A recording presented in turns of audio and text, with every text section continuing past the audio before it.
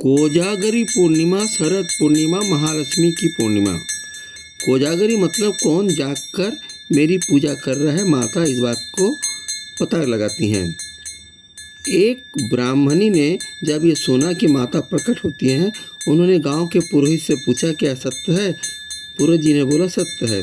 ये पौराणिक कथा है। उस समय पैसे का महत्व कम होता था, सेवा का, भक्ति का महत्व ज़्यादा होता था। तो छोटे से छोटे, गरीब से गरीब के घर में बगीचा होता था।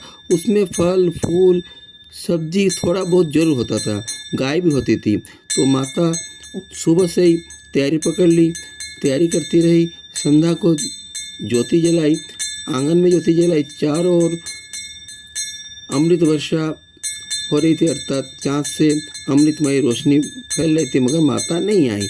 वो इंतज़ार करते करते थक गई।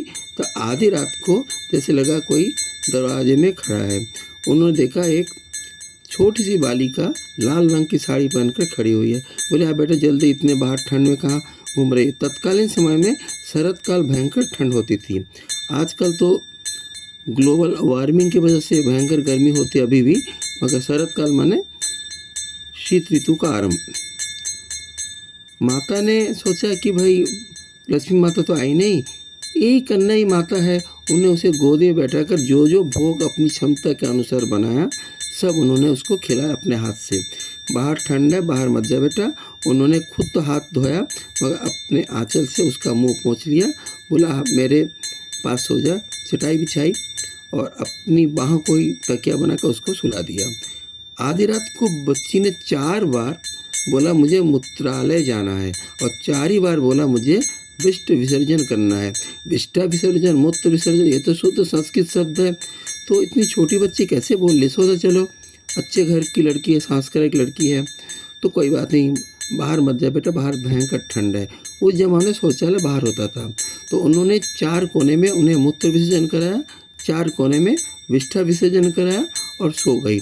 सुबह सोचा चलो घर की सफाई कर लूँ। बच्ची गायब है, मगर कमरे में जैसे लग रहा है धूप दीप नैवेद्य अगरबत्ती सुगंधित वातावरण है। चारों कोने में जो मूत्र विसर्जन किया था वो जो है चांदी बन गया, और जहाँ पर विष्ठा विसर्जन किया था वो सोना बन गया। और इस तरह से जो बात सत्य थी कि माता प्रकट होती हैं, उस विधवा ब्राह्मणी निर्धन थी, पर उनके मन में सच्ची भक्ति थी, माता प्रकट हुई।